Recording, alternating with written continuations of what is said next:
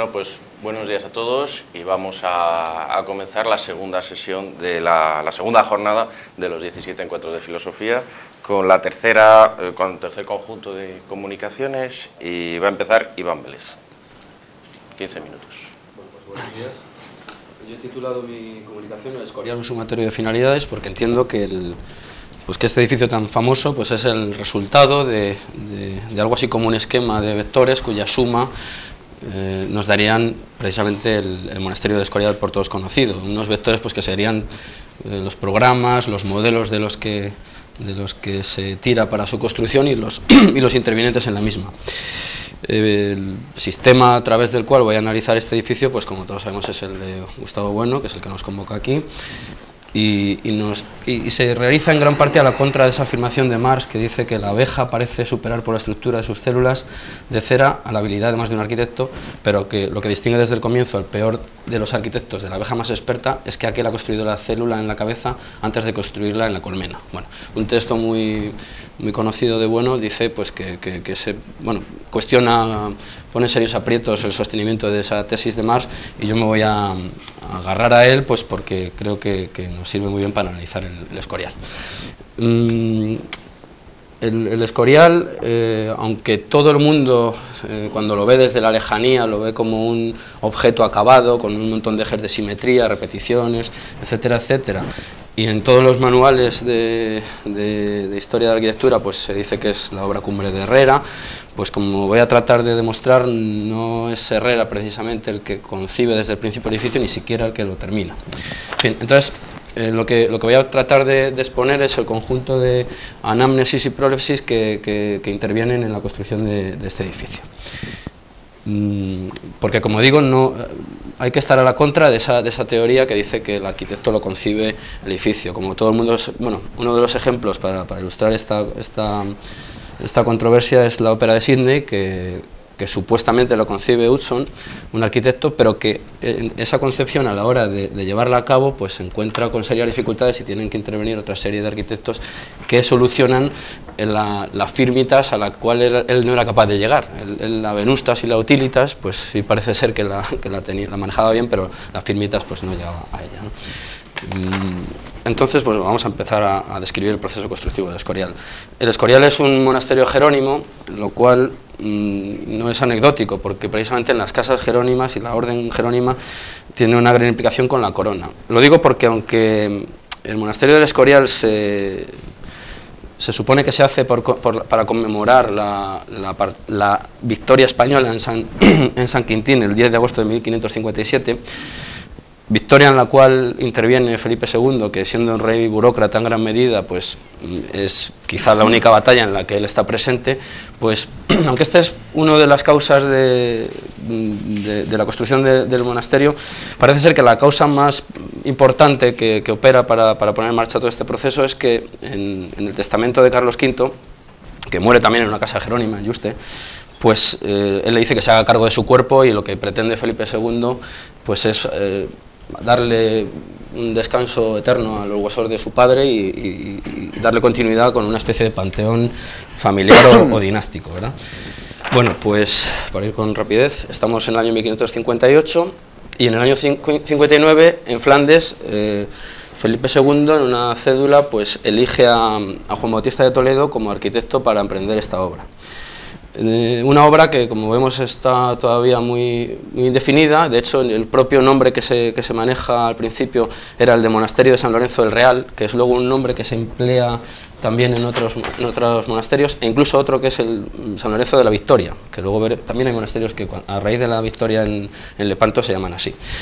Bien, pues elegido Juan Bautista de Toledo, empezamos a ver la pluralidad de intervenciones al año siguiente, cuando se designa una comisión para fijar la ubicación del monasterio. Entonces van visitando bastantes sitios, y bueno, por citar a alguno de los integrantes, pues tenemos al prior de la orden de los jerónimos, Juan de Huete, al vicario, Juan de Colmenar, de quienes el padre Sigüenza dice textualmente: en cosas de arquitectura tenían entrambos buen parecer y juicio, como lo habían mostrado en las fábricas que habían ejecutado en sus propias casas, que para esta ocasión era de importancia. Es decir, ellos estaban ya ejercitando pues trabajos arquitectónicos. Bueno, pues tenemos también a, como digo, Juan de Huete, Fray Juan de Colmenar y Juan de San Jerónimo, del que también nos dicen que era aplicado en cosas de dibujos y trazas. La elección del solar lo hacen ateniéndose a las recomendaciones que da Vitruvio en sus 10 libros de arquitectura, que es una obra que se había reeditado unas décadas antes, pero que estaba en pleno funcionamiento, y bueno, pues lo eligen pues por todas las recomendaciones que da Vitruvio, de salubridad, de orientación, de soleamiento, bueno, cosas que todavía hoy se tienen en cuenta, ¿verdad? Para ir rápidamente, el año 1561 se celebra, y yo creo que esto es clave para lo que yo trato aquí de exponer, una reunión convocada por el propio Felipe II, y es un verdadero ejercicio de anamnesis, porque en Guadarrama participan Juan Bautista de Toledo, el arquitecto que es el primer arquitecto que tenemos aquí en esta obra, Juan de Huete, o sea, las mismas personas de las que estamos hablando, Juan de Colmenar, Fray Gutiérrez de León, y se les convoca, con la presencia del secretario del rey, para aportar trazas de otros conventos. Es decir, aquí es un ejemplo palmario de anamnesis arquitectónica, porque están tirando de modelos existentes, no hay ningún mentalismo, están manejando planos y referencias que están en la realidad, ¿verdad? No están en la cabeza de ninguno de ellos. Seguimos con el asunto de la pluralidad de intervenciones. Un año más tarde, 1562, ya estaba definida más o menos la geometría que se iba a utilizar, pero se pone en cuestión un tema muy polémico, que es la basílica, la iglesia, que va a ser el elemento central. En particular su ábside. El ábside inicial, el que propone Juan Bautista de Toledo, era semicircular, pero se consulta a un italiano, Pachotto, y él dice pues, que debe ser un testero, que debe ser un ábside plano, como así acaba siendo, ¿verdad? Bien. Bueno, pues el año 63, el año siguiente, es cuando ya el 18 de febrero se contrata a Juan de Herrera, que como vemos ha aparecido bastante más tarde del inicio de la obra o del proyecto. Es en ese año cuando se hacen una serie de... Pasa que vamos muy rápido, yo creo que no va a dar tiempo, pero bueno. Se hacen una serie de ceremonias relacionadas con el monasterio que podrían tenerse como sobreañadidos, como algo artificioso, pero que son muy importantes. Voy a leer un fragmento de las ceremonias que despliegan los clérigos en esta obra, ¿no? Y dice así, dice: la piedra fundamental, estamos hablando ya de la iglesia, la piedra fundamental, que se llama en lengua latina primarius lapis, que solo la bendice el obispo, ha de ser cuadrada y angular, y de ordinario pequeña, que puede traerla en la mano el dueño y señor de la fábrica, y así lo era esta. Estaba encima de un altar raso, cubierto con unas toballas y pintada encima una cruz colorada. Bendice el obispo el agua que ha de echar en ella, y después de haber cantado algunas antífonas y salmos que encierran en sí el misterio que la piedra significa, llega el obispo y con un cuchillo hace en ella 4 cruces por todas las 4 esquinas o ángulos, y dichas otras antífonas y salmos la manda a sentar a los arquitectos y oficiales. Bueno, pues esto bueno, nos permitiría probablemente adentrarnos en otro terreno más quizá nematológico. Yo estoy más atenido al tecnológico. Entonces, bueno, por ver que estas cuestiones están imbricadas, pero bueno, seguimos. Ese mismo año, de 1563, hay un aspecto muy interesante, y es que se constituye el estudio del Alcázar, el Alcázar de Madrid. Sabemos que el Escorial está alejado unos kilómetros, y en el estudio del Alcázar es donde empiezan a trabajar pues Juan de Herrera y sus aparejadores, Juan Bautista de Toledo, por supuesto, y allí se elaboran los llamados modelos, que son unas maquetas que se envían al Escorial desmontadas, y son los monjes en la Casa de las Trazas, que me parece que se llamaba, que luego se quemó por un incendio y que no se conserva desgraciadamente. Es en la Casa de las Trazas donde estos moldes de madera, estos encamonados, estas maquetitas, se vuelven a montar, con lo cual estamos introduciendo operaciones quirúrgicas, no mentales, quirúrgicas. Por si fuera poca las transformaciones que ya estamos aquí citando, pues tenemos al año siguiente que he repartido por ahí unas hojas. Aquí se puede ver. Esta es una reconstrucción que hace Txokagoitia de la traza más o menos original. Como se podrá ver, los dos cuerpos anteriores son más bajos que los posteriores. Pues aquí lo que se decide es, para darle más prestancia al edificio, duplicar el número de monjes, por lo que entonces esos dos cuerpos hay que subirlos, y después también desaparecerán estas dos torres que hay en mitad de estas dos fachadas. Esa desaparición ha dejado una huella en la fachada sur, que bueno, la pueden ustedes ver aquí. Yo en mi papelito pues lo tengo con unas flechas y se observa un resalto que además lo recoge Fray Andrés Jiménez en un libro editado en el siglo XVIII. Recoge cómo esas dos torres que se han eliminado han dejado una secuela, lo que yo he llamado arrepentimientos arquitectónicos, es decir, una rectificación hecha sobre la marcha, abundando de nuevo en la idea de que el Escorial no es una idea acabada desde el principio, sino que se está elaborando. Y lo que dice este clérigo es que en el medio de este lienzo se percibe un resalto que con el relieve de 3 o 4 dedos sube hasta la corona de la fábrica. Hace buena gracia por estar casi en el medio donde concurren y se atan los claustros pequeños con el principal, y viene a ser el arranque de una de las torres que se idearon en el principio. Yo por eso le he llamado arrepentimiento, porque me recordaba un poco a estas rectificaciones que hacen los pintores. Bueno, pues al año siguiente muere Juan Bautista de Toledo, se hace cargo, con mayor presencia todavía, Juan de Herrera, y se pone en marcha otra nueva discusión en torno a cómo debe ser la iglesia, que además se aprecia claramente en el Escorial que si todas las cubiertas son de pizarra y son planas, o sea, la iglesia en sí son de piedra, son esferas, es decir, hay un juego ahí de formas que hay cierto contraste. En el año 1567 se pide opinión a Italia, a la Academia Florentina. Se le envían las trazas y un cuestionario para que aporten sus ideas los arquitectos italianos.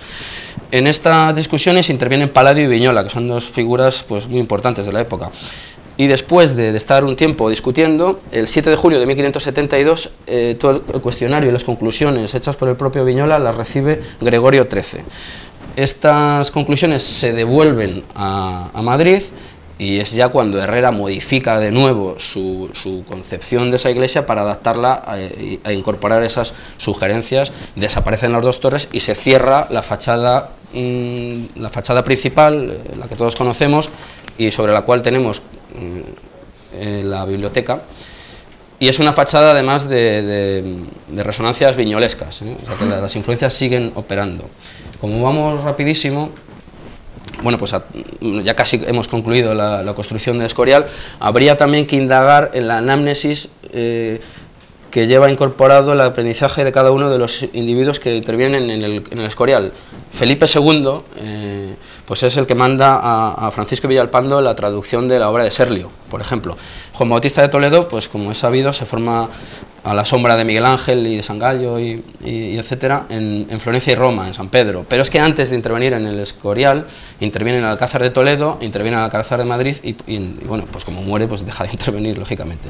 Juan de Herrera, su propia infancia discurre en el solar de los mejores canteros españoles, que es Cantabria, Gil de Ontañón y toda esta gente, ¿verdad? Pero aparte de eso, pues tras graduarse en la universidad, que es una trayectoria muy clásica de los españoles de la época, viaja a Italia, viaja a Flandes, se empapa de esa arquitectura. Posteriormente funda la Academia de Matemáticas, lo cual demuestra su conocimiento de las formas geométricas, que en lo que tanto se hace hincapié en cuando se analiza el Escorial.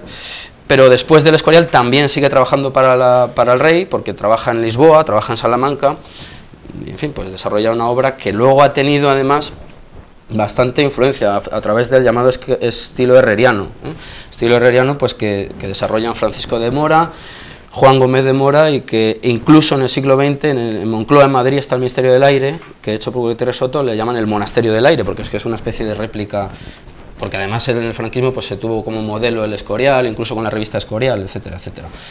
A estas formaciones personales habría que añadir otro de esos vectores que yo decía al principio, pues otra serie de influencias que están más disueltas y que algunos como Secundino Zuazo las localizan, digo, para poner en marcha este tipo de arquitectura en la arquitectura hospitalaria, tanto la italiana, el Hospital Mayor de Milán, por ejemplo, como la española, con los famosos hospitales de los Reyes Católicos, la labor de Enrique Egas, y bueno, etcétera, etcétera. De hecho, en el Escorial, cuando va uno al Escorial, te lo ponen en una sala, afirmando que realmente es una influencia que se tiene en cuenta. Hay otra más lejana y que nos metería ya en unos terrenos de mucho simbolismo y cierto esoterismo, ¿no? Que son pues el hecho de que dicen que Felipe II pues tenía como modelo en la cabeza el templo de Salomón. También es cierto que ese templo de Salomón que él pudiera tener, pues seguramente era una idealización del templo de Salomón real, me imagino.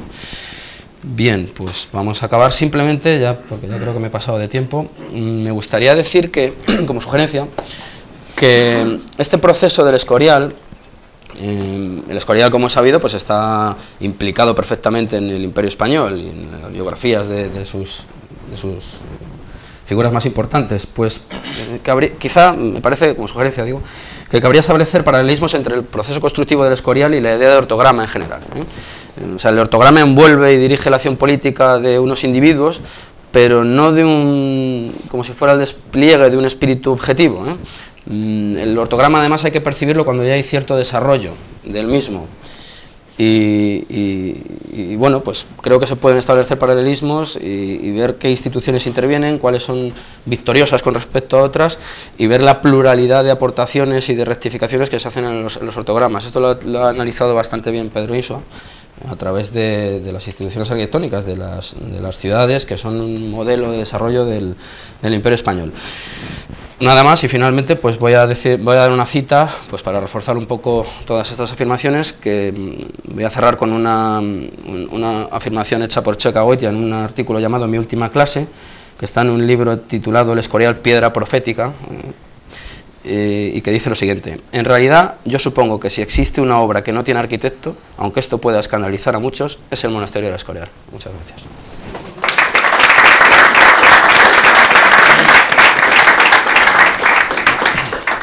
Bueno, pues muchas gracias, Iván, por la comunicación. Además, te has ceñido minuciosamente a los 15 minutos, o sea, que es fenomenal.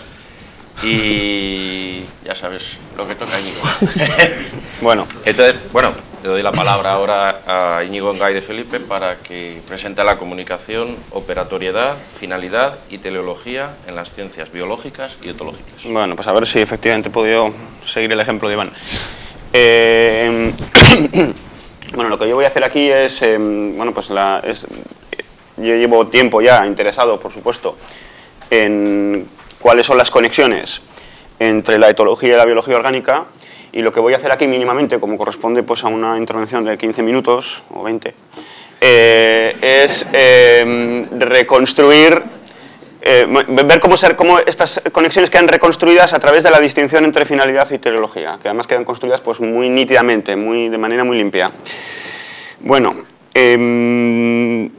y lo voy a presentar esta comunicación, pues vamos a hacerlo así, con una estructura, si se quiere, escolástica. Voy a empezar con los fenómenos, con las apariencias, es decir, con lo que parece, con videtur quod, y luego seguiremos siguiendo el hilo tomista, pues et contra, etcétera, etcétera. Bien.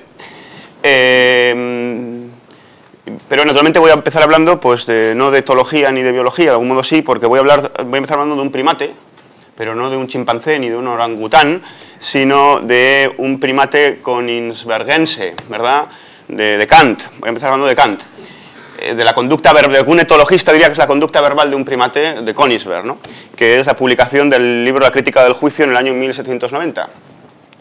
En el que este filósofo, tan famoso, tan conocido, ¿verdad?, al parecer pues tan eminente, presenta lo que él consigue, una especie de anudamiento, dice Gustavo Bueno en el artículo sobre Kant, el basilisco, de hace ya 7 años o 8 años, una especie de involucración entre la naturaleza y la libertad, que previamente en las dos primeras críticas se habían quedado pues separadas, más que separadas, yuxtapuestas.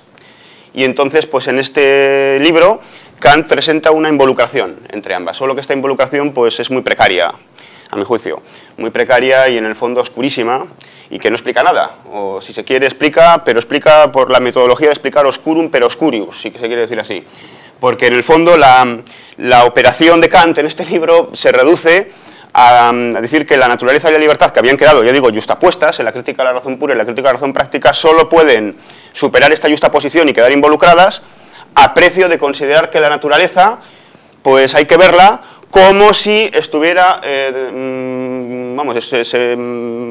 estuviera hecha según el arte, dice Kant, es decir, según lo que en nuestros días sería el diseño inteligente. claro que Kant añade que esto solamente según el juicio reflexionante y no según el determinante, en fin, que la facultad de conocer no puede decir nada sobre el asunto, pero que si no mirásemos la naturaleza, en particular la naturaleza orgánica, como si a su vez estuviera organizada según la libertad, pues no entenderíamos nada tampoco de la naturaleza orgánica, dice Kant. Y, claro, y esto es la trampa mayúscula del idealismo kantiano. Es la trampa mayúscula porque a mí, la única manera que tengo de interpretar esto es, pues, como si Kant estuviera sosteniendo literalmente lo que sigue. La involucración entre la naturaleza y la libertad, la naturaleza y el espíritu, para decirlo en la terminología característica del idealismo alemán, solo podrá establecerse a precio de darlas por supuesto. Esta es la cuestión, una especie de petición de principio gigantesca que además a Kant le obliga a recurrir a una especie de, de diseñador inteligente, es decir, de Dios, a Dios sencillamente, solo que este Dios, que es el Dios de la quinta vía atomista, pues ya no, Kant, claro, ya es el Dios que todos llaman Dios, pero no con el latín de Santo Tomás, sino con el Hochdeutsch de Lutero, y entonces, pues, pero sigue siendo lo mismo. Y de hecho Kant pues acaba efectivamente diciendo que la teleología se involucra de manera muy íntima con la teología, dice Kant. Y aunque, de nuevo, muy civilinamente, Kant añade, pero la facultad de conocer no puede decir nada sobre este asunto en realidad. Pero lo está diciendo ya, claro. Y precisamente a cabo de este libro, en unos párrafos ahí muy conocidos, Kant llega a decir que por esa razón pues es absolutamente impensable que ningún Newton de la botánica, ningún Newton de la naturaleza orgánica pueda jamás reducir a los principios mecanicistas del Newton del sistema solar, por así decirlo, el crecimiento de una brizna de hierba. Este ejemplo es famosísimo, ¿verdad? ¿Y por qué esto? Pues no voy a porque Kant desespere de que esta reducción sea posible, sino lo contrario, porque Kant piensa que si esta reducción fuese posible, entonces eso es lo que le quitaría la esperanza de seguir viendo los designios de Dios en la naturaleza, de alguna manera. Y entonces, pues Kant está aquí bloqueando, cerrando el paso al ateísmo, sencillamente, y al materialismo. Y entonces, porque sencillamente tal Newton de la botánica, pues podría muy bien ya rubricarlo de Laplace, ¿verdad? Señor, a mí ya no me hace falta esta hipótesis. Y esto es lo que Kant se niega, porque es un cura laico, muy piadoso, se niega a poder contemplar.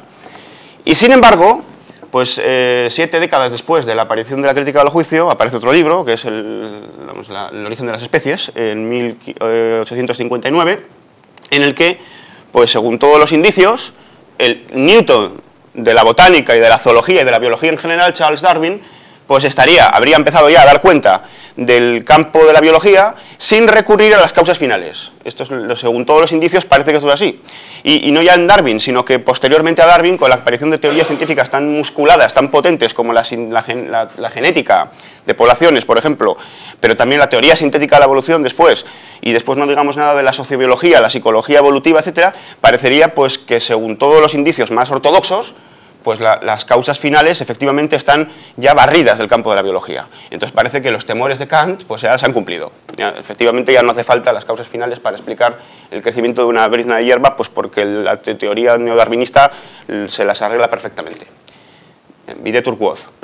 Sed contra. Esto no es así, en modo alguno, claro. Esto no es imposible. Esto no es así. Es decir, que de hecho esto no es así porque no ya...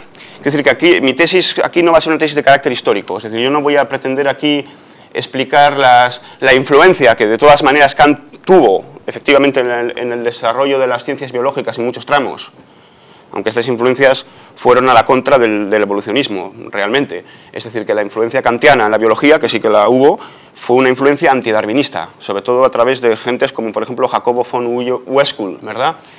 Que a su vez tuvo una repercusión terrible en Konrad Lorenz. Pero esta influencia tuvo la direccionalidad de bloquear el evolucionismo darwinista. Y tampoco voy a pretender analizar la tesis, que también es muy plausible, muy defendida por muchos, por ejemplo por este historiador de la biología de la Universidad de Chicago, Richards, de que la propia noción de evolución se abrió camino a través de un ambiente que estaba literalmente electrizado del romanticismo alemán. También es muy plausible, pero yo no voy a ir por ahí porque tampoco me parece que sea pertinente desde el punto de vista nosiológico. Lo que voy a decir sencillamente es que, de hecho, en las ciencias biológicas del presente más inmediato, y no ya en el contexto de justificación, de descubrimiento, sino en el mismo contexto de justificación, por utilizar esta dicotomía, ¿verdad?, de Reichenbach, en el mismo contexto de justificación, aparecen las ciencias biológicas saturadas, como todo el mundo sabe, de un lexicón, por así decirlo, que es formalmente finalista, bueno, teleológico, es formalmente teleológico. Esta es la cuestión. Y los miembros de este lexicón, pues no hace falta decirlos, pero en fin, los voy a repetir algunos de ellos, pues código genético, por ejemplo, todo el mundo que oiga la palabra código, pues ya no es verdad, pues ahí estamos. ARN mensajero, pero por ejemplo en campos como los de la neurología, etcétera, la neurofisiología, pues señales neuroeléctricas, en otros campos pues mensajeros químicos, también se habla pues, de selección direccional en muchos contextos, etcétera. Y entonces, claro, se podría decir sí, que este léxico, sin que esto merme su importancia expresiva, pues son solo metáforas. Y yo no niego esto, no se trata tanto de negar esto, no digo que no lo sean. Lo que digo es que tales metáforas pues no son meros modi dicendi, que se pudiesen borrar y reemplazar por otras formas menos metafóricas de hablar, sino que son modis sciendi, que establecen conexiones y relaciones entre los términos del campo de la biología, y que entonces si los eliminas, lo que pierdes es el tejido constitutivo mismo del campo biológico, esa es la cuestión.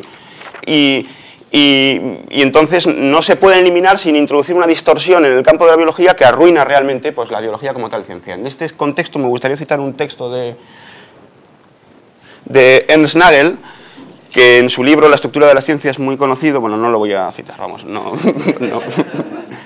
En fin, en este libro Nagel empieza reconociendo de la importancia de la teleología, de la presencia de eso, de vocabulario teleológico en las ciencias biológicas, habla concretamente de un riñón, pero dice que ese lenguaje, estando presente ahí, es, dice Nagel, reformulable, en principio reformulable, y no pasaría nada, se reformula y ya está. Entonces, lo que me parece a mí, con este diagnóstico de Nagel, que podríamos decir, es que Nagel estaría advirtiendo, con mucha lucidez, por supuesto, la presencia inequívoca y constante, es decir, no episódica, ni tampoco coyuntural, de la teleología en la biología.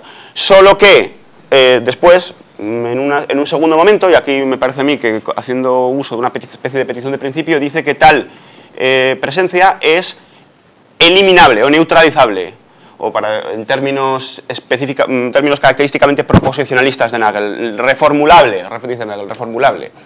Estaría diciendo que esa escala teleológica es eliminable. Es eliminable sin pérdida, sin merma del contenido específicamente biológico de las construcciones científicas de la biología. Pero esta es la cuestión, esto no es así. Esa es la petición de principio. Porque no digo yo que la teleología no sea eliminable, digo que cuando se elimina es porque habremos iniciado desde la biología un regresus a la física o a la química, en el que la propia escala biológica categorial se ha perdido. Por vía del ejemplo, por utilizar el ejemplo que utiliza además Nagel, el riñón. Nagel comienza haciendo uso, reconociendo por supuesto que un riñón pues, es una morfología anatómica fisiológica cuya teleología no se puede dudar, claro, pero dice que esa teleología posteriormente se puede segregar. Sí, me doy cuenta, patón. Claro, la cuestión es que me parece a mí que si se elimina es porque habremos iniciado un regresus en el que el riñón queda descompuesto lisológicamente, despiezado a escala química, y entonces lo que ya no es posible es progresar de nuevo el riñón. Esa es la cuestión. Se desfigura completamente la estructura propiamente biológica del riñón, y entonces lo que efectivamente no puede hacerse es perder la escala teleológica sin que a la vez se elimine el campo de la biología, se eliminen los propios fenómenos como específicamente biológicos. Aunque, pues, naturalmente podamos regresar a la física y a la química, al no ser, por supuesto, que estemos dando el riñón por descontado en todo momento como una especie de dialelo.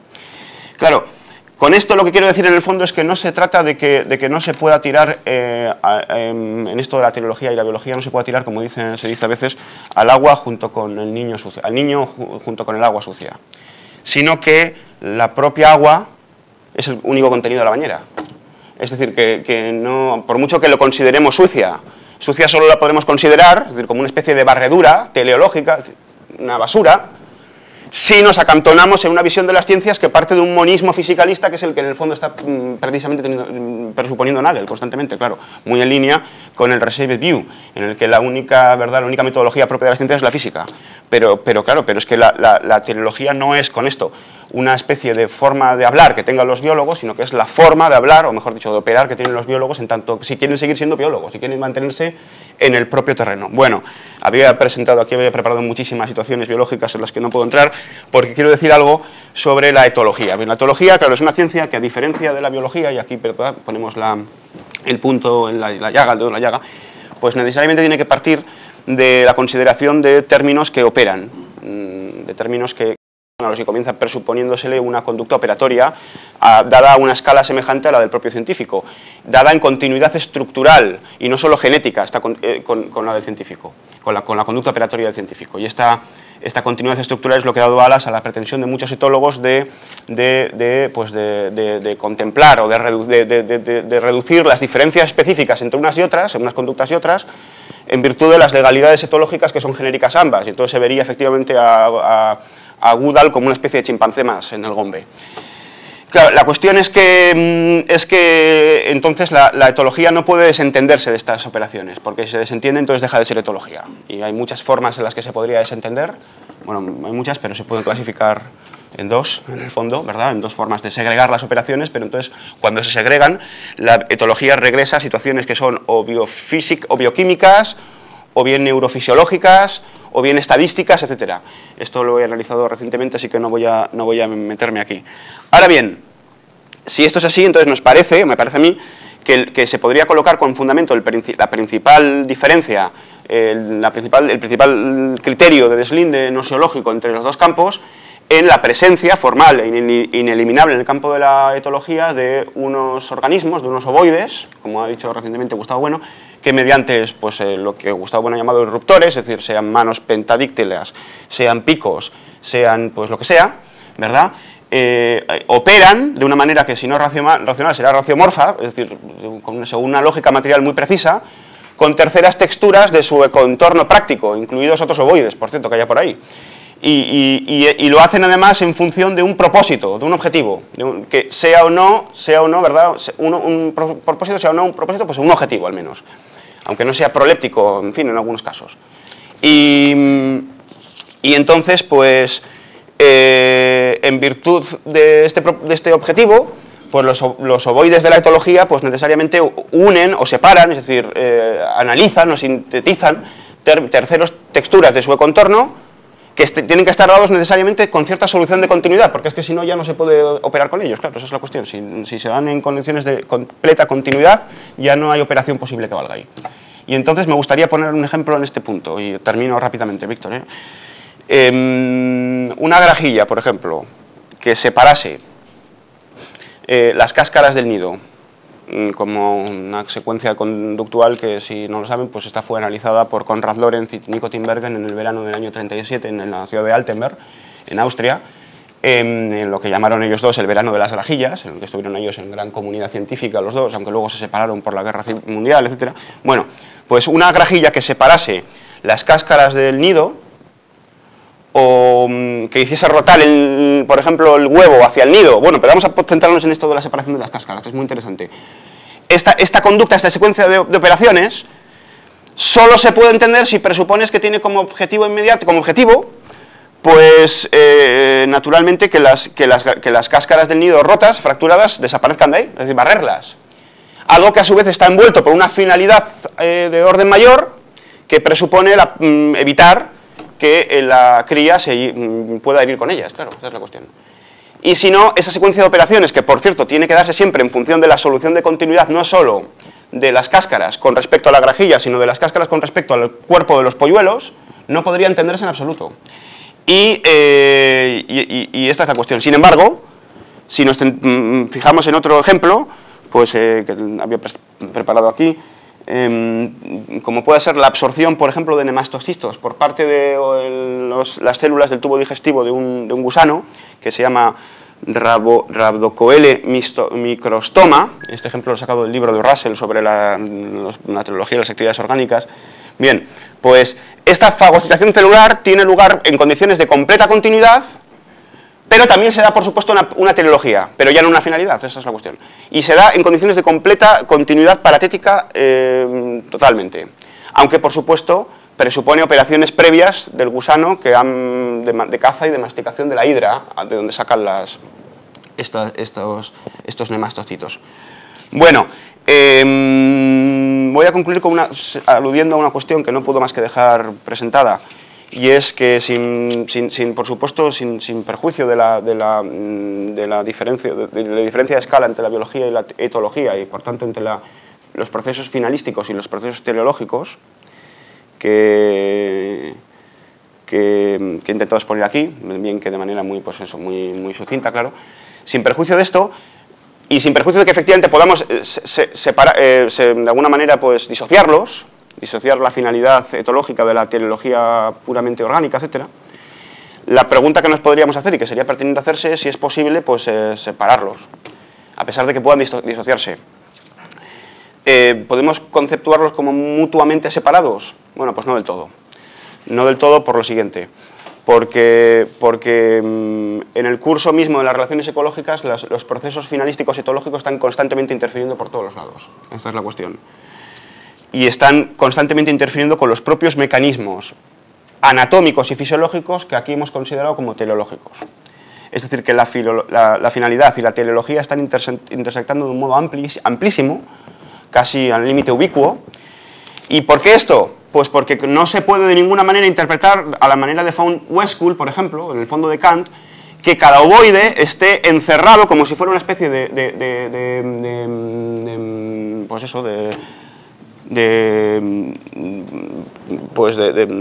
fin, estas estructuras de Leibniz, que no se me ha olvidado el nombre, las de Monera leibniziana, gracias David, que cada ovoide esté encerrado dentro pues, de su membrana. Eso es imposible pensarlo así, porque en realidad la factura metafísica de semejante planteamiento habría que despiezarlo, de modo que los Umwelten prácticos de cada ovoide están interfiriendo con los de todos los demás, según una estructura en simple que es precisamente lo que los biólogos reconocen como lucha por la vida. Porque dentro del entorno práctico de cada ovoide están todos los otros ovoides, no todos, pero desde luego no ninguno, sino algunos. Y entonces, pues aquí está la cuestión, que la factura claramente metafísica de planteamientos como los de von Westphal hay que desbordarla, y precisamente en este desbordamiento que supone el especiamiento de los propios entornos, es donde sale al paso pues, la lucha por la vida y en el fondo pues, lo que ha llamado la ley de propagación de la vida orgánica, por multitud de interacciones ecológicas, sexuales, tróficas y demás. Y por último, ya, por fin, un ejemplo muy rápido, que yo creo que pone esto bien, vamos, negro sobre blanco, ¿verdad? Una mariposa que se llama Maculine arion, pues tiene una especie de disfraz químico que supone pues, la segregación de señales químicas, especies específicas de una cierta hormiga, que se llama a su vez Myrmica sabutelli, y además no solamente de esta hormiga, sino de la reina. Claro, esta segregación pues, de señales químicas en realidad se regula por legalidades bioquímicas que son puramente alfaoperatorias, y sin embargo ya vemos que los biólogos la llaman señales químicas, Y sin embargo, pues estas legalidades bioquímicas no supondrían en principio finalismo alguno, pero sí una cierta teleología orgánica. La teleología que suponen, el telos, es ser trasladada en el estado de larva a el hormiguero, donde se alimentará hasta que haga eclosión. ¿De acuerdo? Ahora bien, sería demasiado simple suponer que efectivamente esta secreción química, por mucho que aparezca controlada por los genes de la propia hormiga, aunque a sensu contrario también se podría decir que es la propia secreción la que regula los cursos de transmisión genética, sea independiente, y esta es la cuestión, de la conducta finalística de las propias hormigas, a las que el disfraz químico está engañando a su vez, pero está engañando, es un error respecto de la finalidad de la propia hormiga, no de otra cosa. Y no decimos que la secreción química, no estoy diciendo tampoco solo esto, que la secreción, simplemente esto, fíjense, que la secreción química de la hormiga sea una adaptación a su contorno práctico, porque decir esto sería una operación muy parecida a la de descubrir el Mediterráneo, puesto que si no lo fuese, habría desaparecido. sino que el contenido bioquímico de esa misma adaptación no se puede explicar ni dar cuenta de él específicamente sin atender a las operaciones etológicas de las hormigas. Lo cual ratifica de alguna manera un diagnóstico de Gustavo Bueno en el artículo este de hace ya 12 años, Predicables de la identidad, año 98, no me acuerdo, según el cual, pues, termina, bueno, en un momento determinado, Bueno, dice Bueno, que las interacciones morfológico-moleculares no pueden gobernarse con total independencia de las interacciones etológicas. Y esta es la cuestión. En fin, en realidad el trabajo era naturalmente más largo, en fin, presentaba muchísimos ejemplos que ahora no he podido más que pues, dejar en un dibujo. Pero, en fin, espero que haya sido suficiente. Gracias.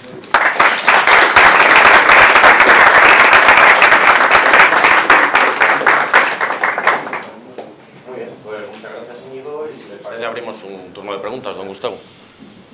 Bueno, yo voy a pedir perdón por hablar otra vez, pero es la rutina, no hay más remedio, ¿verdad?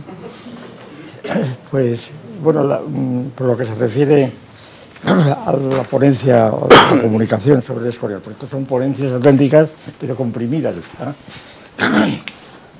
Pues muy bonita, francamente bonita. Bueno, ya conocía más o menos pero vamos, muy bien, muy bien. Yo creo que ha dado en el clavo en todos los puntos, sobre todo en la ausencia de un diseñador único inteligente. Aquí la inteligencia era colectiva, por tanto no era inteligencia, claro, era otra cosa. Y simplemente una puntualización a la referencia a Marx. Claro que Marx, bueno, yo no sé si lo ha dicho ya, pero vamos, yo lo he dicho varias veces, no sé. Marx efectivamente dijo esto, ¿no? Y contrapuso al arquitecto a la abeja, cosa que satisfacía mucho a los arquitectos como natural, ¿verdad? Porque por lo menos los ponían en un orden superior.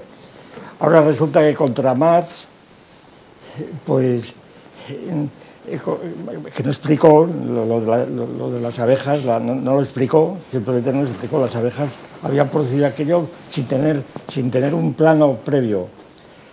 Resulta que, como es bien sabido, a partir de Grasset, por los años 30 me parece, se desenvolvió una metodología que llaman estigmergia, en donde se trata de explicar por qué se hacen las abejas, los panales o los termitas, las torres, y entonces acudiendo no ya a planes, sino a plantillas que están trazadas en el propio terreno y que tampoco son ecológicas propiamente, porque el concepto de ecología está completamente confuso.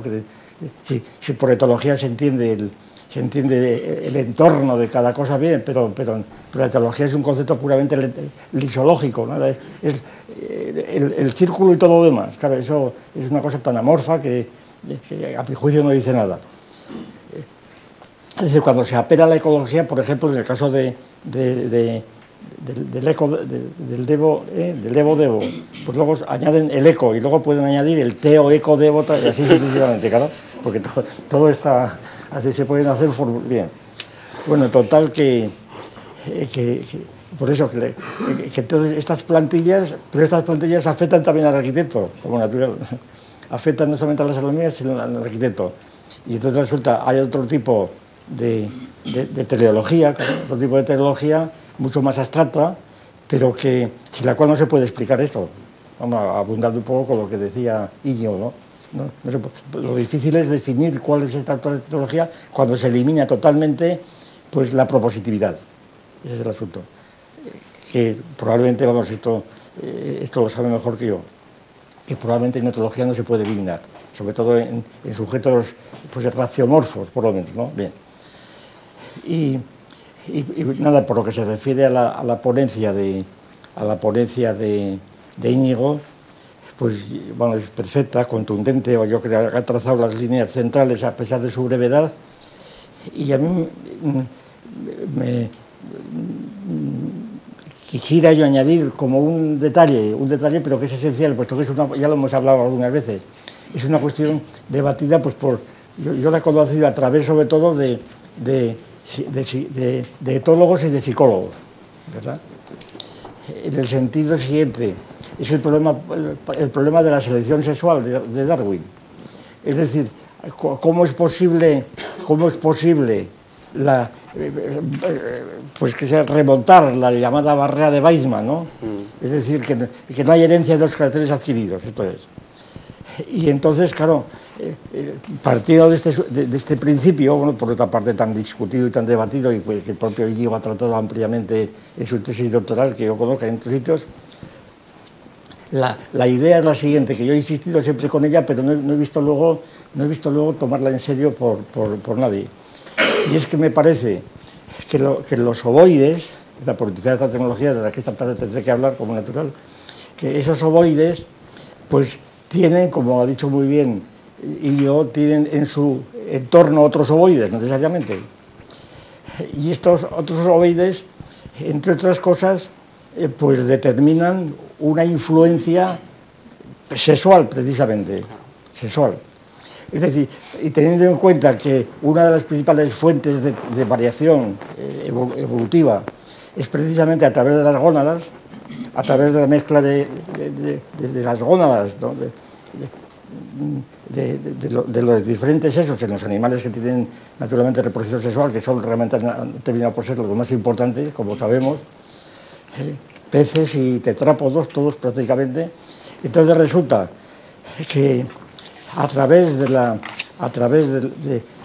la selección sexual, que ya puramente psicológica, ahí es cuando estaría realmente influyendo los caracteres somáticos de un individuo ante otro ovoide, vamos a hablar así.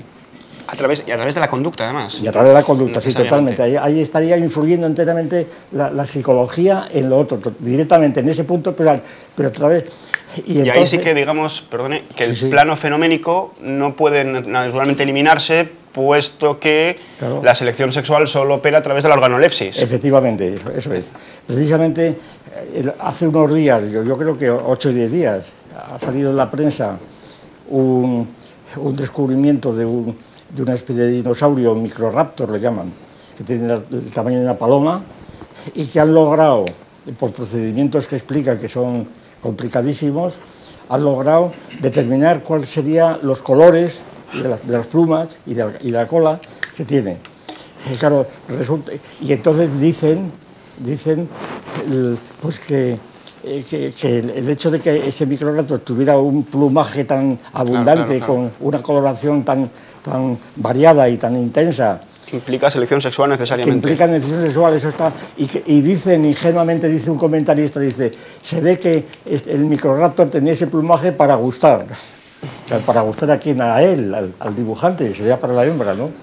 Y entonces ahí estaba funcionando la selección sexual, totalmente. Y eso es lo que no viola la barrera de Weismann, que parece que no hay forma... Bueno, la doctrina ortodoxa, ¿verdad? No hay forma humana aquí de penetrar en la barrera de Weismann y de volver pata arriba el dogma central. Claro. Pero, sin embargo, explica las maneras, la selección sexual yo creo que es uno de los conductos por los cuales, efectivamente, la conducta puede dejar de ser simplemente una especie de epifenómeno de los genes y ser la mediadora de la transmisión de los propios genes. Claro, esa es la cuestión. Y la selectora. Y la selectora, la propia selectora, eso es. Es la selectora, es la que selecciona. Exacto, claro. Eso es. Y entonces se podrá decir... La selección natural no es simplemente al azar, está hecha precisamente porque le gusta uno a otro, sencillamente, para decirlo en términos más... Y también la selección cazadora. Porque efectivamente cuando un cazador efectivamente selecciona a su presa, también la está seleccionando. Y entonces ahí efectivamente ya hay una selección que ya no es puramente demiúrgica, no es un hiperselector metamérico que estuviera por encima de los organismos, sino que son los propios organismos. Cada uno está seleccionando a otro, eso es la cuestión. Bueno, pues yo también quería felicitar a los dos comunicantes y además pues mostrar mi agradecimiento a sus... aportaciones, en tanto en cuanto lo que han dicho pues me va a servir a mí enormemente. Vamos a ver, empezando por Iván Vélez, que además hay que decirlo aquí, que es un arquitecto consumado, claro, y que entonces pues efectivamente sabe de lo que está hablando. Pues nada, agradecerle su planteamiento en la medida en la que a mí me ha abierto otro panorama que no tenía yo en relación con el Escorial. Y es, yo, de alguna manera, concebía el Escorial dentro del espacio antropológico como como una construcción que tendría sobre todo pues un componente angular, lo de San Lorenzo, ¿no? Pero tú me has abierto otra perspectiva que encaja perfectamente con lo que yo estoy trabajando ahora, que es la guerra, ¿eh? Es decir, el componente cortical, es decir, el hecho de que Felipe II, y no sabía además que durante un tiempo se le llamó el Monasterio de la Victoria. Ah, se sopesó. Pero luego hay monasterios que se llaman así. Bueno, sí. En la ciudad de Priego, en Cuenca, hay uno que se llama San Miguel de la Victoria, que se contaminó el nombre y ahora se han dado cuenta que decían de las Victorias, pero es la Victoria y está hecho. Sí, es de Priego, Alcalá Zamora era de Por Priego. eso digo. No, Pero sí, Priego de no era Andalucía, Priego Córdoba, ¿no? Priego de Córdoba, es el otro ya. Priego. Porque los condes de Priego participan en Lepanto con Juan de Austria, entonces les da permiso a hacer un monasterio que se llama de la Victoria, o sea que era casi pues también una plantilla, un nombre ya institucionalizado, Victoria militar, Sí. Pues agradecimiento angular, religioso, como quieras llamarle, y Victoria. Y luego, esto yo lo sabía para ciertas construcciones portuguesas en relación a cuando se desvincula de España, que también pues tienen monasterios de la Victoria por todas partes, ¿no? Entonces esto para mí ha sido un descubrimiento, agradecértelo, y si puedes pues añadir algo en relación a este pretendido nombre de Monasterio de la Victoria para incorporarlo y bueno, y que me des alguna referencia donde puedo encontrar el demás. Sí, está un poquito más amplio, es que a esta velocidad pues es imposible. Me he dejado cosas, yo qué sé, iba a empezar a lo mejor citando a Gautier cuando habla psicológicamente de un psicologismo total, que dice: el monstruoso edificio pesa sobre vosotros con toda su carga, os rodea, enlaza y os ahoga, os sentís cogidos como en los tentáculos de un gigantesco pólipo de granito. Es decir, que hay muchas formas de abordarlo. He intentado pues ir siguiendo los pasos para demostrar que realmente no es que en la cabeza de Juan de Herrera, que como vemos aparece tarde, brotara ahí el escorial, y directamente pues lo que dice el artículo de bueno, fuera hacia el futuro, regresara y relanzara el... Es que esto también me gusta remarcarlo, porque entre los arquitectos, que nos gusta tener una posición más elevada que las abejas, como es lógico, hay mucho prestigio con el asunto de las ideas. Tú en la escuela de arquitectura si tú a un profesor de proyectos le presentas un programa, tienes más problemas que si le presentas una idea. O sea, tú le presentas ya unos croquis y dice ¿cuál es la idea? Entonces tú tienes que, si quieres aprobar, tienes que decir la simetría, lo masivo, en fin, claro, eso tiene, si dices, es un edificio la estructura de hormigón, ¿por qué? Porque es masivo, entonces eso ya te abre las puertas de lo extenso. Claro, entonces el prestigio que tienen estas ideas es porque funciona mucho el mentalismo allí, por muchas razones, por su afrancesamiento, entre otras cosas también, ¿no? Pues muchas gracias. Y con respecto a la intervención de Íñigo Ongay, también, por supuesto, el agradecimiento, porque también me ha abierto perspectivas. No tenía yo muy claras las conexiones entre la biología y la etología. Bueno, por supuesto, las cosas que has apuntado acerca de los escritos de don Gustavo, pero tú lo has planteado con tal contundencia y digamos sistematicidad que yo quería hacerte una pregunta que a lo mejor lo tienes ya tú madurado y es la siguiente: ¿cabría aquí aplicar la estructura del materialismo filosófico de los conceptos conjugados? Es decir, cabe, bueno, tal y como lo has dicho tú, me da la impresión de que tu punto de vista es que hay una conexión diamérica entre la biología... Entre la conducta y la evolución. Eso es. Sí. Pero entonces mi pregunta es, ¿tienes tú avanzado o tienes idea pues de ofrecernos en alguna ocasión, en algún escrito, lo que serían los esquemas metaméricos de reducción de un campo a otro, con independencia, claro está, de que, pues por ejemplo, los etólogos pues se despreocupen de lo que serían los cursos operatorios de los biólogos en relación a las operaciones alfa, y ellos siguieran con sus operaciones beta, porque además a ti te hemos oído perfectamente aquí acerca de la imposibilidad de un cierre similar en el campo de la etología, ¿verdad? Un cierre similar no es posible, hablas de un cierre fenoménico, ¿verdad? Pues entonces, si eso es posible, y sobre todo a mí me interesaría eso, los esquemas metaméricos de reducción, esquemas metaméricos de yuxtaposición, que podían también y que si ya tienes tu nombre, si tienes documentos... Hombre, para los... cabe para los de reducción y el de justaposición, los otros ya hay que equilatarlos más, ¿eh? Los restantes esquemas pues ya habría que hacer mucho más, fatigar mucho más la literatura biológica, etcétera. Pero los de reducción pues son bastante fáciles de determinar, sobre todo la reducción de la conducta a la evolución, pues el camino es expedito con la sociobiología, el neodarwinismo más ortodoxo, en el que efectivamente pues parece que la conducta al final pues acaba siendo una especie de epifenómeno de la transmisión genética. Es la perspectiva de Dawkins, más o menos, en el fondo, y de otros muchos, no solo de Dawkins. Dawkins es un caso especialmente eminente porque es el más conocido, pero hay muchos otros en la misma línea. Y de la biología orgánica a la conducta, pues, o de la evolución a la conducta, pues naturalmente yo creo que en esta línea podríamos interpretar también a Lamarck, en la medida en que Lamarck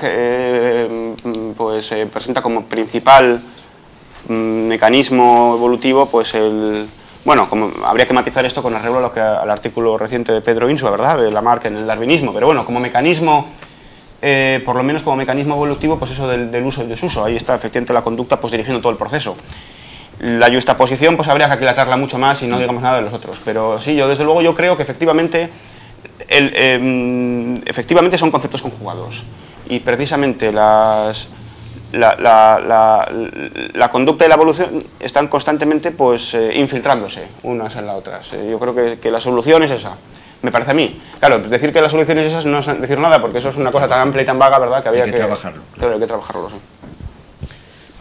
Bueno, yo quería añadir una cosita, ¿no?, porque claro, me la ha dejado también. Con respecto a esto de la idea y el proyecto y la concepción del edificio desde el principio, yo creo que en arquitectura lo que no se tiene en cuenta es un proceso fundamental, que es la dirección de obra. Es decir, tú elaboras unos planos, maquetas, lo que tú quieras, pero luego el desarrollo propio de la obra. Lo digo porque, para ilustrar eso, tengo aquí este grabado en el que se ve cómo están a medio hacer el Escorial, pero están llenos de grúas que ha tenido que diseñar el equipo de Herrera. Hay edificios auxiliares, hay un montón de canteras alrededor sin las cuales es imposible la realización y hay que tenerlo en cuenta. Y además en el artículo de Bueno viene especificado ese asunto. Los andamios forman parte en ese momento del edificio y hay que tenerlos en cuenta absolutamente. Es parte, vamos, inexcusable de la edificación, vamos. Y otra cuestión, respondiendo también a lo de Tomás, no precisamente, no esto con mucha precisión, no precisamente esto, pero algo bien parecido. Es decir, los conceptos en las ciencias de la conducta, en las ciencias etológicas, pero también en la psicología comparada, en la psicología conductista, los conceptos de innato y aprendido, yo creo que sí que responden a la conjugación de conceptos completamente. Ahí sí que tengo yo ensayado todos los contextos, y eso lo tengo publicado en el Catoblepas el año pasado, en un artículo que se llama Ni innato ni aprendido. Y realmente es lo mismo, porque efectivamente el innatismo, al ser una doctrina defendida sobre todo por geneticistas, por gente, por deterministas biológicos, y lo adquirido, pues más o menos corresponde con la conducta, etc. Y ahí sí que hay una profusión de esquemas de todo tipo, metaméricos, están todos perfectamente, yo creo que más o menos, están todos muy bien perfilados, en diferentes momentos de la historia de las ciencias de las conductas, por diferentes escuelas, y naturalmente la solución de nuevo es también aplicar el esquema de Américo. Y eso sí que lo tengo hecho y bastante adelantado, y tengo ya pues publicado un artículo en el Catoblepas el año pasado sobre este asunto. Sí, quería preguntar sobre la idea de experiencia aplicada un poco a las operaciones en relación con la acumulación de ensayos y errores, cuando se habla de experiencia, de que se tiene como mayor... como algo mejor de acumulación, ¿no? Entre más experiencia de la conducta o en la operación de un arquitecto, de una hormiga, por ejemplo, de por qué se tiene tanta... Se habla tan bien de la experiencia y no de otros factores, ¿no? ¿La pregunta es dirigida a mí o a Iván? Sí, bueno, a ti. No, como si se habla sobre el arquitecto, A ti. yo me siento identificado con lo de la hormiga, sí. No, claro, lo de la experiencia, en el fondo es el tema del aprendizaje, realmente, del aprendizaje, pues tal y como lo estudian los conductistas. Ahora, si he entendido bien, querer poner la diferencia entre una hormiga y un arquitecto en la experiencia que acumula el arquitecto, pues eso en todo caso sería una... Claro, en realidad, La diferencia está en las instituciones, no en la experiencia que tenga uno, que tenga otro, que es la misma o superior por parte de la hormiga, claro. ¿No es cuantitativo entonces el problema? No, la diferencia está en las instituciones realmente.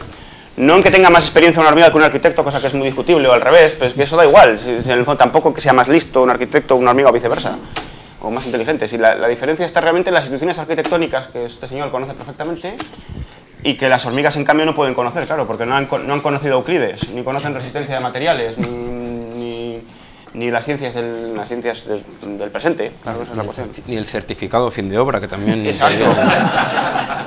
Que a lo mejor es el mayor obstáculo a veces para...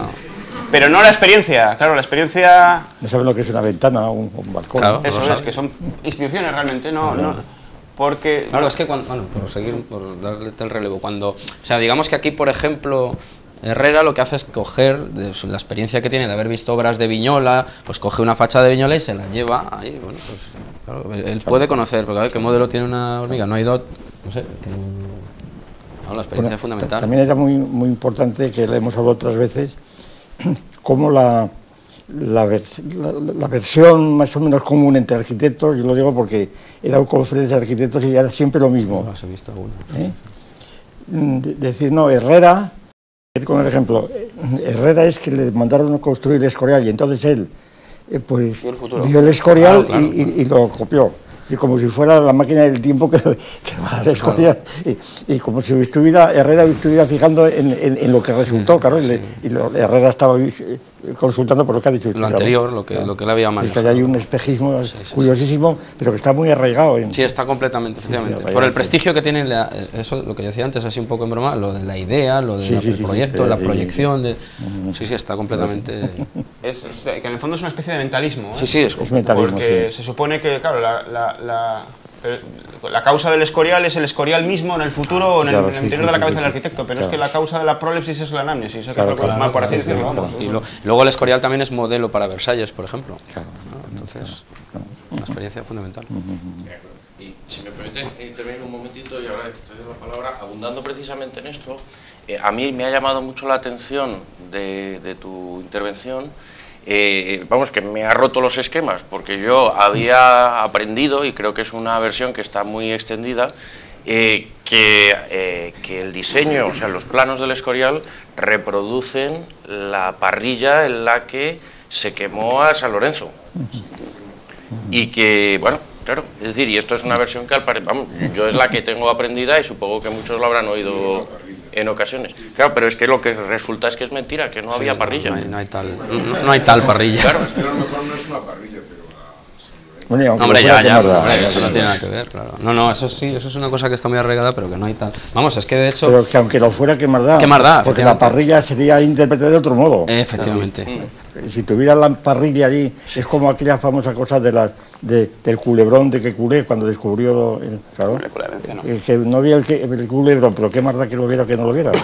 Eso es como si, claro, como lo dicen, como si dijéramos que tiene forma de cruz los hospitales previos. Bueno, realmente es que pues el programa, por ejemplo, la forma de cruz esta de los hospitales de Toledo eran 4 galerías de enfermos que lo que tenían en el centro era una iglesia y para curarse no solo físicamente sino espiritualmente, desde la cama tenían que ver la misa. Entonces, claro, el programa impone esa forma. Claro, luego puede decir, pues sí, es una cruz, bueno, y lo de la parrilla, pues claro, es que ver aquí una parrilla, en fin.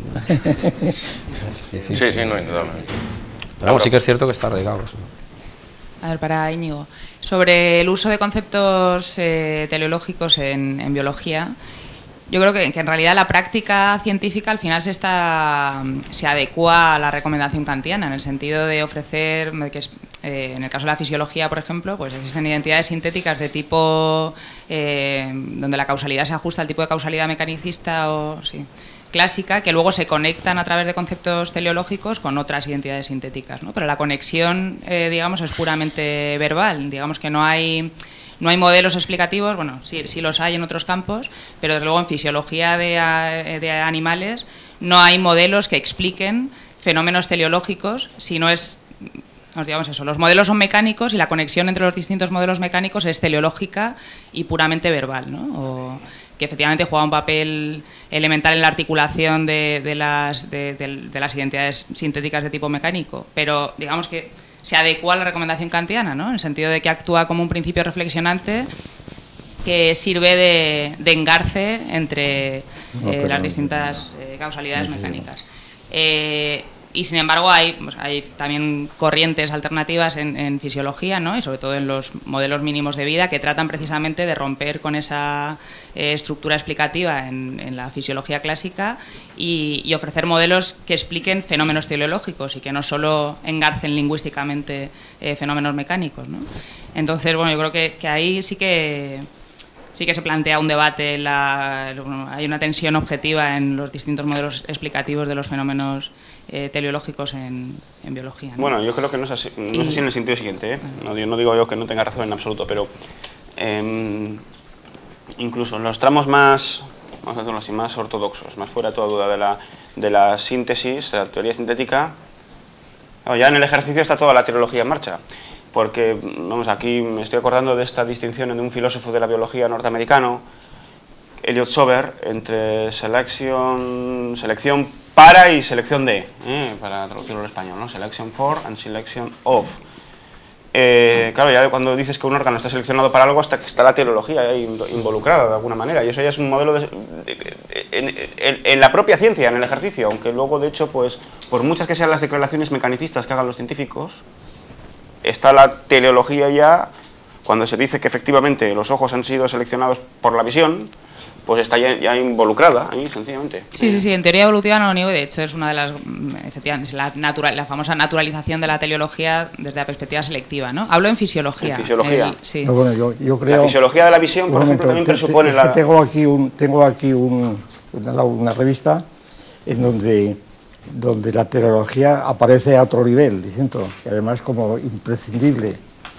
Es una investigación que está en marcha sobre el alga emiliana, la emiliania emiliana, que a vista de avión pues, ocupa miles de kilómetros, ¿verdad? Miles de kilómetros, y entonces que son los esqueletos calcáreos producidos por esta alga microscópica nada, que hay que ver la microscopía electrónico.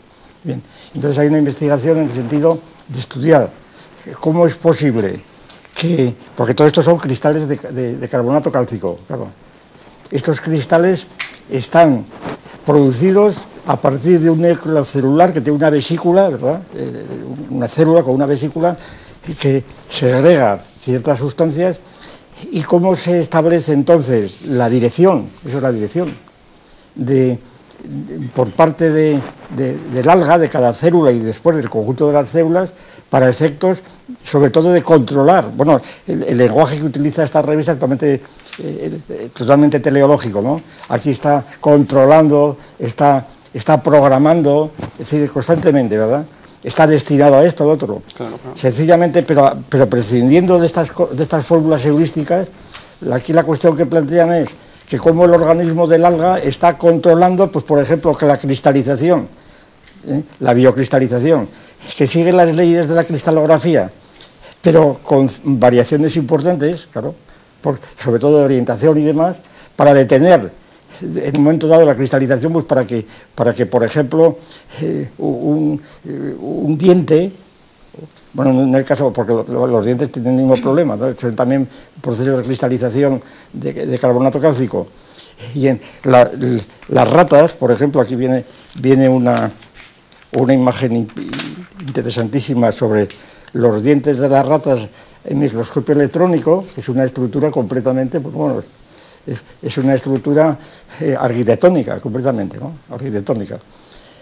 Y entonces aquí, lo que yo quería decir es que aquí hay un ejemplo reciente de teleología atribuida al organismo para controlar y dirigir las líneas de cristalización del carbonato cálcico que siguen sus propias leyes físicas o químicas, vos. Un ejemplo muy bonito, realmente. Sí, por eso. Es decir, la cristalización es un proceso físico, monocristalográfico, pero como está llevado a cabo dentro de un organismo, claro. Que es el alga, pues está completamente controlado por él. Orgánica ya. Claro. Y con múltiples partes de la fisiología pasa lo mismo, ¿no? Todo lo que tiene que ver con la fisiología, por ejemplo, de la visión, etcétera, pues claro. Si no lo entiendes ahí en función de la en función pues, de la propia organolepsis mamífera, que está al mismo tiempo involucrada en la evolución, pues es imposible. Lo que pasa es que esto, a mi juicio, entender la estructura de un ojo, vamos. Esto plantea una cuestión todavía más grave, que yo la voy a suscitar esta tarde, pero en fin, ya que sale aquí a esto. Esto suscita o lleva directamente cosas que naturalmente a los científicos del positivismo, de empíricos, etc., eso les molesta mucho porque está completamente a otra escala. Lleva pues, a plantear el principio antrópico, sencillamente, pero en los términos de Carter, de Brandon Carter, en el quinto centenario de la muerte de Copérnico. Claro que es donde formuló, porque el principio venía de antes, pero en fin, el principio fue formulado tal como se utiliza ahora.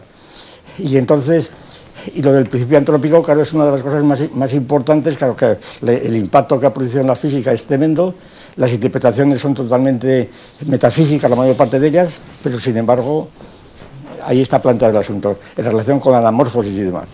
Es decir, se trata de romper la escala del orden molecular que se considera todavía como la especie de Aristóteles. Exacto.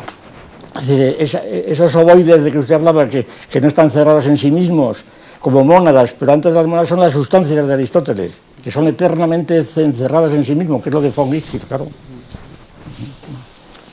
Tenemos que ir terminando, pero bueno... Voy a hacer otra pregunta, luego seguimos diciendo esto, pero otra pregunta sobre qué opinas de la gente que atribuye capacidades cognitivas y etológicas a las bacterias. Eso es un problema. Yo opino que están equivocados, pero seguramente a ellos les dará igual lo que opine yo, que es decir, que también tendrán sus fundamentos para... Es muy difícil ver, claro, cómo de hecho la mayor parte de etólogos no han hablado del mundo bacteriano, etcétera, aunque hay ensayos al respecto, etcétera. Es muy difícil, por las propias características de ese tipo de organismos, es muy difícil ver cómo puede haber conducta operatoria, realmente. Pero como hablan del reconocimiento... Claro, eso es, sí, el reconocimiento de los antígenos y demás, ahí está el asunto, pero eso es una pura fantasía, claro. Sí, eso es. Claro. Yo, claro, eso me parece que está más o menos envuelto. Ahí sí que hay unas legalidades alfa operatorias completas, claro, al mismo nivel. Pero también podríamos decir lo mismo de las plantas. También hay quien, por cierto, atribuye conducta a las plantas, por ejemplo, Piaget, entre otros. Pero claro, las plantas no tienen conducta propiamente dicha, tienen movimientos de otro tipo, etcétera, pero no es conducta, a pesar de que los movimientos, por supuesto, sean también teleológicos y tengan una direccionalidad orgánica, eso no se discute, por supuesto, pero no hay conducta propiamente dicha, no la hay, esa es la cuestión.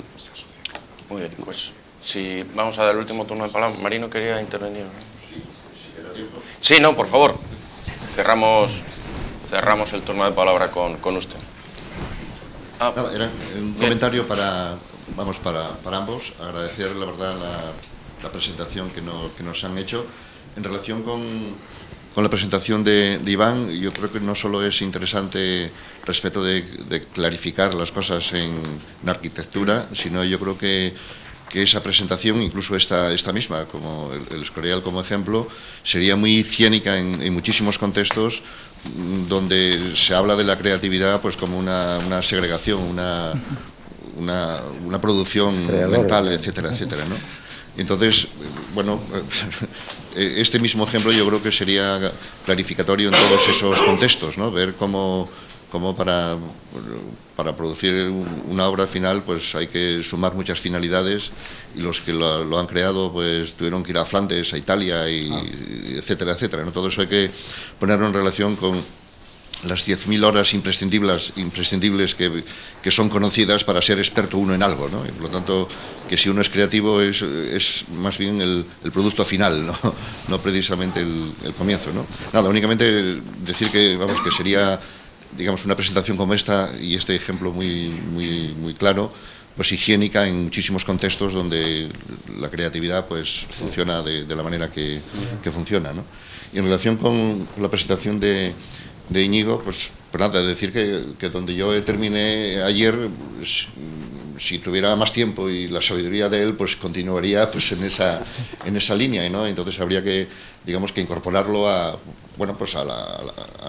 mi misma presentación, y dentro de esto Quería preguntarte tu opinión en relación con, digamos, pues cómo se llevaría la finalidad, pensando ya en psicología. No sé en qué medida estarías de acuerdo con lo que yo voy a decir, y suscito la opinión para que me lo digas, ¿no?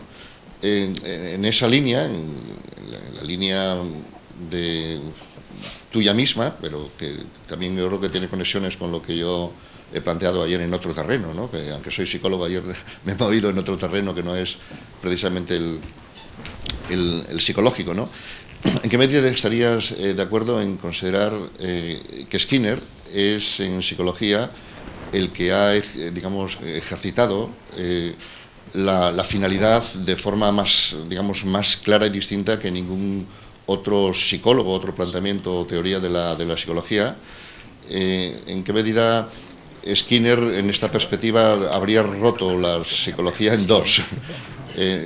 Y esto podría ser muy sorprendente para muchísimos, para la inmensa mayoría de los psicólogos, no precisamente de muchos psicólogos de los que están aquí presentes, pero para los que no están aquí presentes podría ser una gran sorpresa, a lo mejor, esto que estoy diciendo, ¿no? de que la conducta operante de Skinner es digamos, el modelo de la finalidad en el sentido teleológico de la causa final, ¿no? Porque la conducta estaría gobernada por el efecto, por algo que está en el futuro. Obviamente el futuro no existe, pero el futuro es el pasado. Las contingencias que gobiernan sobre la conducta son, digamos, el pasado recurrente, ¿no? El futuro es, por decirlo así, un poco el retrovisor, ¿no? Del pasado, ¿no? Está según el después y el antes, ¿no? Sí. Según el antes y el después de Aristóteles, apelando a la...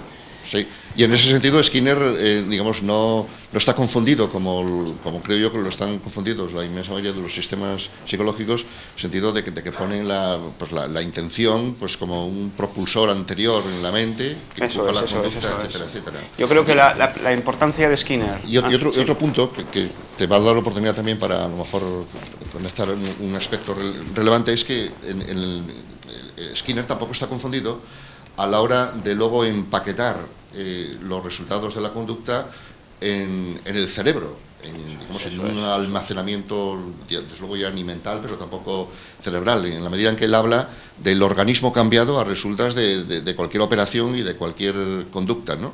Entonces esto también lleva, y también es para suscitar tu opinión, en qué medida, y vamos, y casi sé la respuesta que me vas a dar porque ya lo has resuelto en tu presentación, en qué medida la finalidad conductual, psicológica, está entremezclada de forma inseparable de la teleología orgánica. En qué medida la conducta operante está cambiando los organismos, cuyos cambios están a su vez, digamos, ajustados a las finalidades, aunque estas, digamos, hayan sido introducidas previamente por la propia conducta de los organismos, ¿no? Y todo esto lo enlazaría yo, digamos, con el carácter trascendental del sujeto, del organismo, pero el organismo es el sujeto, el organismo operatorio, actuando, ¿no? Bueno, nada, suscitar tu opinión, pero ya sé que sería más larga que el tiempo que nos va a conceder aquí nuestro superego, ¿no? Bueno, no, por favor, responde y... Nada, respondo, la pregunta es enorme. Y naturalmente pues va al centro mismo de la hegeliana. Claro, yo estoy enteramente de acuerdo, o creo, con el juicio sobre Skinner. Yo creo que la importancia de Skinner en la historia de la psicología es máxima por dos cuestiones. Primero, sobre todo a efectos crítico-higiénicos, por así decirlo, frente al mentalismo y frente al cerebralismo, por así decirlo. Claro, frente al mentalismo y frente al cerebralismo, porque el mentalismo y el cerebralismo hacen imposible que haya psicología como tal ciencia. Es imposible. Si el cerebralismo abona, más o menos, la reducción de la psicología a la neurología. Y el mentalismo hace imposible la formación de la psicología como ciencia estricta, porque con la mente no se puede operar, por así decirlo. Entonces Skinner, marcando el paso a estas dos corrientes, pues hizo posible construir una ciencia que, sin embargo, tampoco tiene un cierre categorial muy firme, por supuesto, porque en el fondo pues es una especie de tecnología de modificación de la conducta, a mi juicio, y nada más, ¿eh? Y además una tecnología de modificación de la conducta que a la postre fue poco exitosa a partir de cuestiones estas del proyecto Paloma y todas estas cosas que hemos bien sabido. Pero la importancia de Skinner, por lo menos a efectos crítico-higiénicos, ya digo, es máxima, máxima. Y naturalmente, pues lo que dice sobre la finalidad de la propia conducta, tienes toda la razón, creo yo. La segunda parte de la cuestión, yo creo que eso es el centro del asunto. La finalidad y la teleología están tan involucrados como la propia, que es lo mismo, en el fondo, la conducta y la evolución, de modo que no solamente hay que pensar que la evolución es, por así decirlo, la conducta es, así por así decirlo, un epifenómeno de la evolución, sino que en muchos casos la relación es la inversa y la conducta está marcando las pautas evolutivas. De hecho, que es lo que insistía Bueno hace poco, ¿no? Y entonces, pues, hace un momento.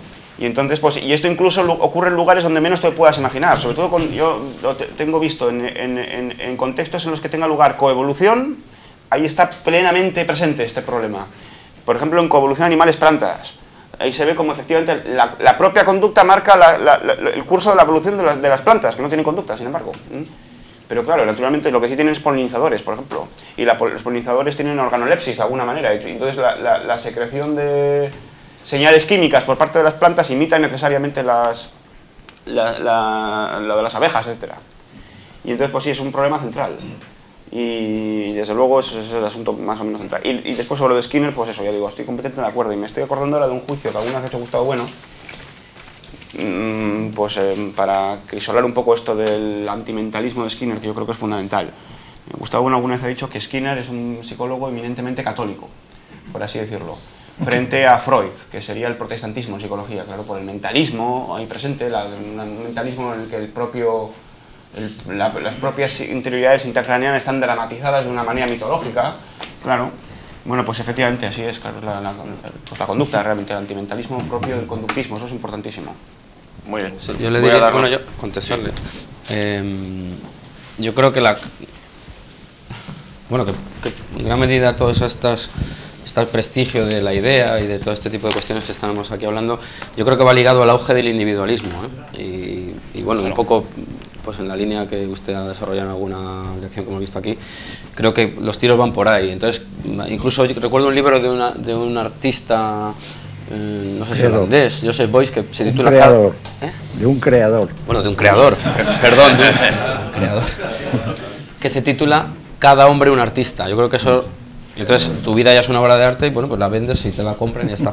En ese sentido, lo que sí que estamos intentando hacer, a ver si nos ponemos de acuerdo, y ya le invito, intentar hacer aquí un debate en torno a la arquitectura y a ver si damos algo de batalla de la que usted quería que diéramos. No sé cuándo será, pero bueno, nada más. De acuerdo, pues doy muchas gracias a los conferenciantes.